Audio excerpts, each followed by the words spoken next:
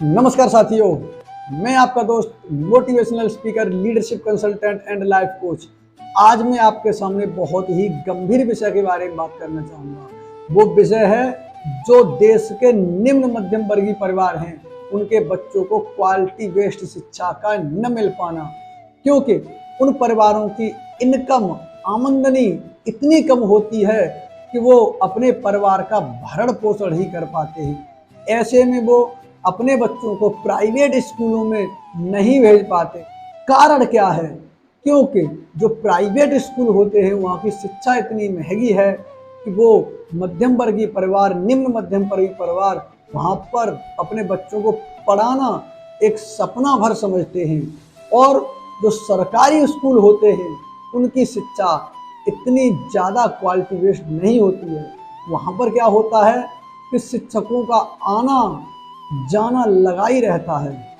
आप लोगों ने देखा होगा कि अधिकतर सरकारी स्कूलों में क्या होता है, जो उच्चतर माध्यमिक विद्यालय है और प्राथमिक विद्यालय सरकारी, उनमें क्या होता है कि टीचर वहां आकर, मैं हर प्रत्येक टीचर की बात नहीं कर रहा हूँ, अधिकतर टीचर, बहुत से टीचर अच्छे भी हैं, अधिकतर टीचरों के साथ क्या होता है कि वो आते हैं अपने स्कूल में आकर परिवार के बारे में, घर के बारे में, अन्य जगह के बारे में बातें करते रहेंगे।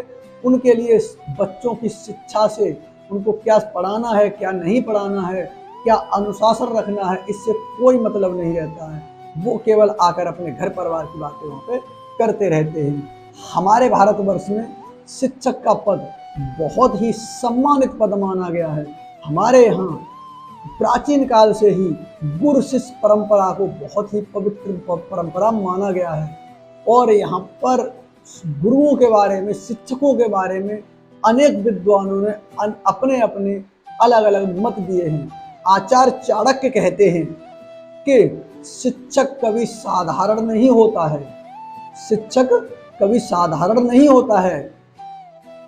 प्रलय और निर्माण उसकी गोद में खेलते हैं। बहुत सारे विद्वानों ने अपने अपने अलग अलग मत दिए हैं। हमारे यहाँ कहा जाता है कि अगर एक जगह भगवान को खड़ा कर दिया जाए और एक जगह गुरु को खड़ा कर दिया जाए तो सबसे पहले विद्यार्थी को अपने गुरु के पास जाना चाहिए, गुरु का सम्मान करना चाहिए। गुरु गोविंद दोऊ खड़े काके लागू पाए, बलिहारी गुरु आपने गोविंद दियो बताए। तो यहाँ पर इतना महत्व है हमारे गुरुजनों का, लेकिन फिलहाल के समय में हमारे गुरु अपने इस सम्मान को भूल चुके हैं। वो अपने काम को सही से नहीं कर पा रहे हैं। किसी भी राष्ट्र के लिए एक शिक्षक का महत्व क्या होता है वो इस बात से पता लगाया जा सकता है कि अगर एक पुल गलत बन जाए तो उससे कुछ जन धन की हानि होगी। अगर एक डॉक्टर गलती से डॉक्टर बन जाए, उसे गलती से डॉक्टरी की डिग्री मिल जाए, तो वो अपने जीवन काल में, पूरे जीवन काल में 100-200 लोगों को, कुछ लोगों को समय से पहले यमराज के पास पहुंचा सकता है। लेकिन अगर एक शिक्षक गलत हो जाए, मेरी बात को समझना, अगर एक शिक्षक गलत हो जाए तो उससे इतना बड़ा इफेक्ट पड़ सकता है कि जो राष्ट्र बहुत ऊंचा उठ सकता था वो बहुत नीचे हो सकता है, और जो राष्ट्र बहुत नीचे जा सकता था अगर सही शिक्षा शिक्षक दे दें तो वो राष्ट्र बहुत ही ऊपर जा सकता है। वो शिक्षक अपने जीवन काल में ऐसी ऐसी पीढ़ियों का निर्माण कर सकता है जो एक राष्ट्र को विकसित करने में या अविकसित करने में बहुत महत्वपूर्ण भूमिका निभाते हैं।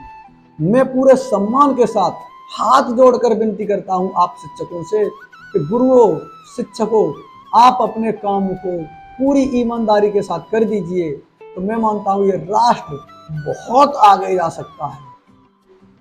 मैं मानता हूं आप लोगों के पास सरकारी कामों को दे दिया जाता है, आपको पोलिंग बूथों पे लगा दिया जाता है, आपको जनगणना पे लगा दिया जाता है, बहुत से काम रहते हैं, लेकिन आप एक शिक्षक हैं तो इसलिए सब पे अपने काम को 100% करने की जिम्मेदारी है। लेकिन आपके पास अपने काम को 100% से कम नहीं चलेगा, आप लोगों को अपना 150% देना पड़ेगा।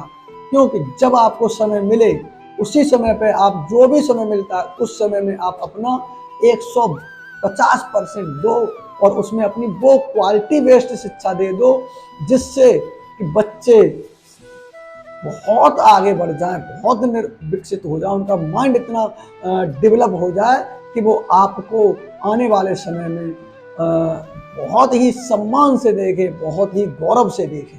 हम सब मिलकर अपने अपने काम को पूरी ईमानदारी के साथ करने लगे। जिसको जो भी काम मिला है, शिक्षकों को अध्यापन कराने का, विद्यार्थी को पढ़ने का, और जो भी डिपार्टमेंट है उनको जो भी काम मिला है उसको हम अपने पूरी ईमानदारी के साथ कर लें तो हम बहुत जल्द पूरे विश्व में विश्व गुरु बनकर उभरेंगे।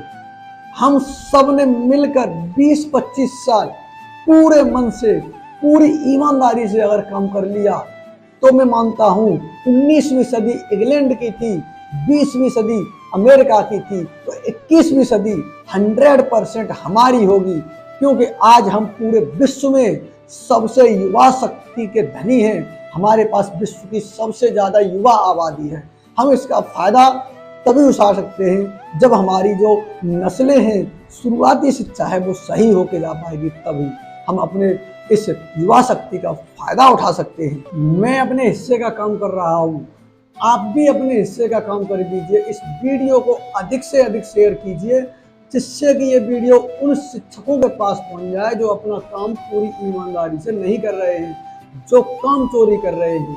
और इस चैनल को सब्सक्राइब अवश्य कर लीजिए, वीडियो को लाइक कीजिए और वीडियो कैसा लगा ये कमेंट करके अवश्य मुझे बताएं। इससे मुझे बहुत प्रेरणा मिलती है और आगे की वीडियो में ऐसे ही बनाता रहूँगा।